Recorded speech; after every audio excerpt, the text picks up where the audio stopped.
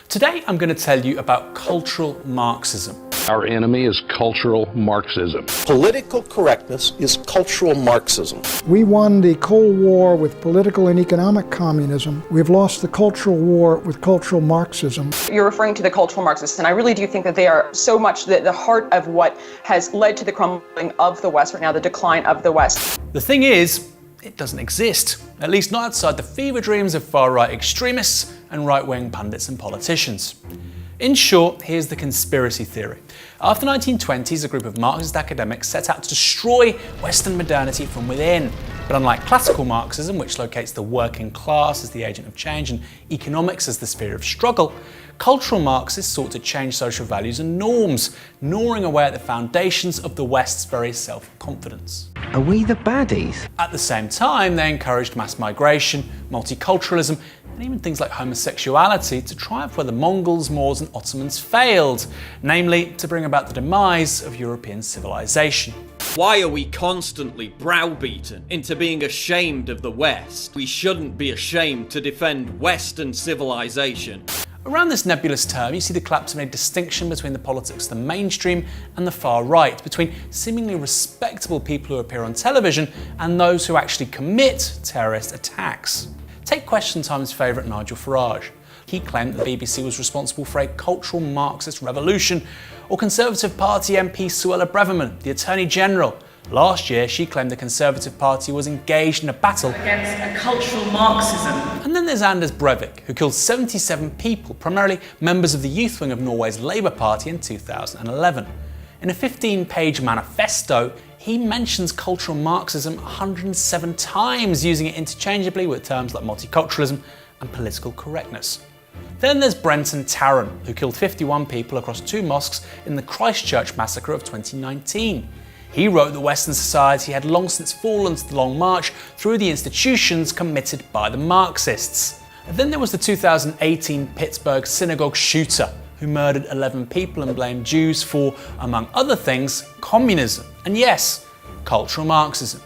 And in Britain, well, check out this video from the BNP's youth wing in 2014. The heartless Zionists, whose interests are foreign interests. The cultural Marxists who infest our teaching establishment. We will not give in and we will not back down. We will protect our own identities and secure our own futures. We are BNP Youth. This guy is Jack Renshaw, who, alongside targeting militant homosexuals, blames cultural Marxism for Britain's problems. He's currently serving a lifetime prison sentence for plotting to murder Labour MP Rosie Cooper.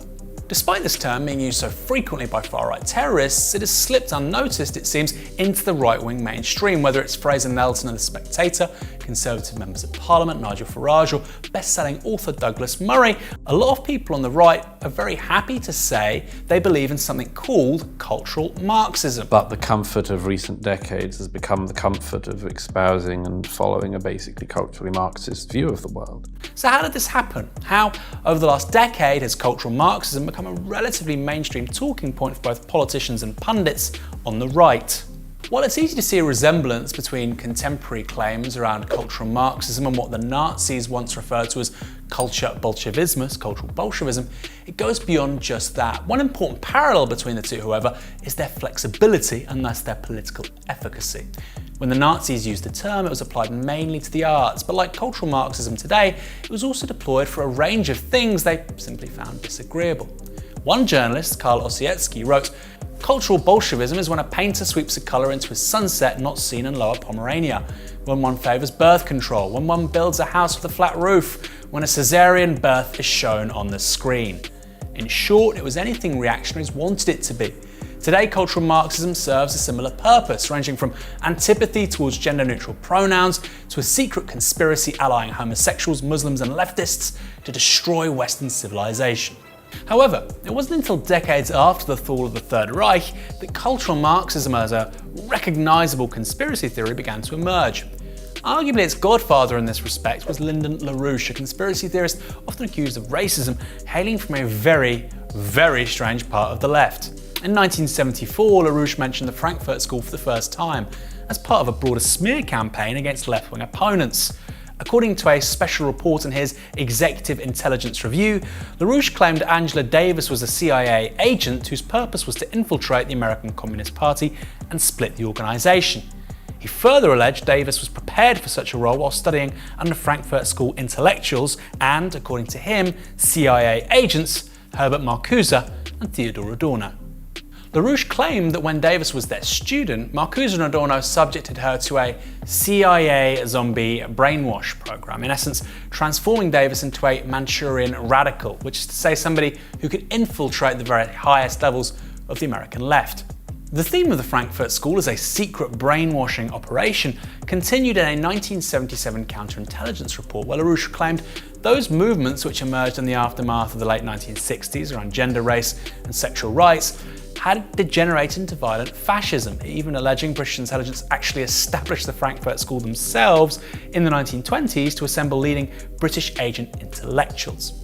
But how did the idea of cultural Marxism go mainstream? After all, while culture Bolshevismus and Larouche's conspiracy theories have been around for a while, the likes of Farage and Breivik didn't hear about them after reading interwar histories of Germany or the esoteric disjecta of Larouche. No, the transmission mechanism was 1990s paleo-conservatism in the United States, with conservative thinkers like William Lind, Pat Buchanan and Paul Weyrich pushing the term into the mainstream.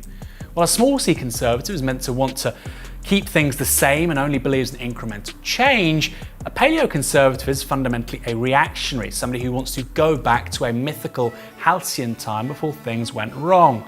The mythology to many of these people, which gives form to their otherwise incoherent rejection of the modern world, is cultural Marxism. Care about climate change? Cultural Marxism. Think equal pay is important. Cultural Marxism. Are you a vegetarian, happy to be called they or them, or pro-choice and abortion? Cultural Marxism 101.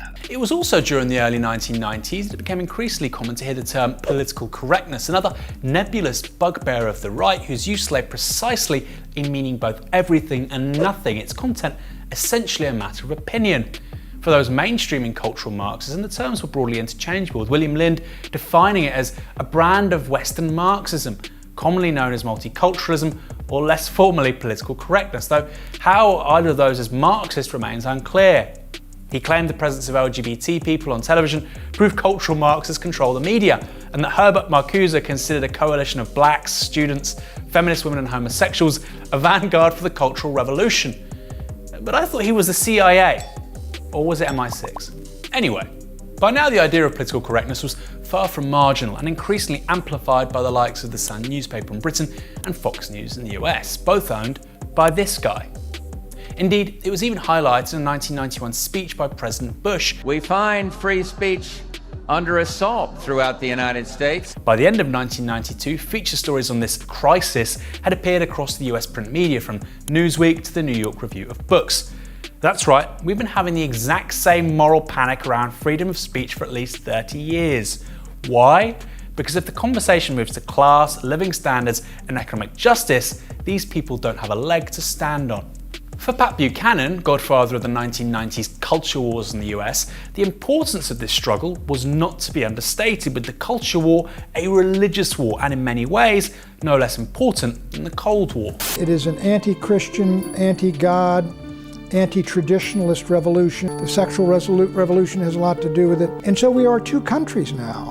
In his 2002 book, The Death of the West, Buchanan described cultural Marxism as a regime to punish dissent and to stigmatize social heresy, just as the Inquisition punished religious heresy. Its trademark is intolerance. Now, where have I heard that before? The goal of the education system is to indoctrinate children from kindergarten into a radical, postmodern, leftist, communitarian, equity-oriented ethos. It's Andrew Breitbart, founder of Breitbart News and close friend of former Trump guru Steve Bannon, similarly viewed the fight against cultural Marxism as essentially a continuation of the Cold War. This country will be destroyed by people like you who think you are doing good while you divide into separate, different categories and we pit against each other. These people are incredibly dangerous. In 2014, William Lind, under the pseudonym Thomas Hobbes, published Victoria, a novel of fourth-generation war in which a group of Christian Marines lead a bloody insurrection against cultural Marxism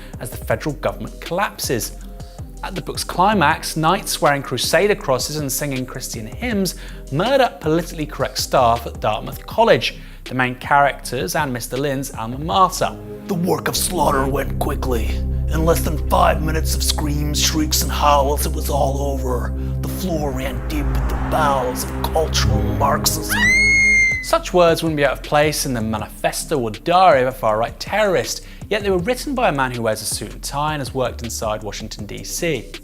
The very point of using the term cultural Marxism is to collapse any boundary between a significant part of the population who don't view themselves as extremists and the far right, people like William Lind. Most importantly, it tells that some of the most dangerous fanatics of the 21st century speak with polished accents, went to excellent universities, and, most troubling of all, are actively promoted by the media. One thing is for sure, any politician or pundit who utters the words cultural Marxism has got nothing to say when it comes to the biggest issues of our day, which people actually care about and affect their everyday lives, from healthcare to climate change, economic inequality, and the housing crisis. Some conspiracy theories are relatively harmless. Cultural Marxism isn't.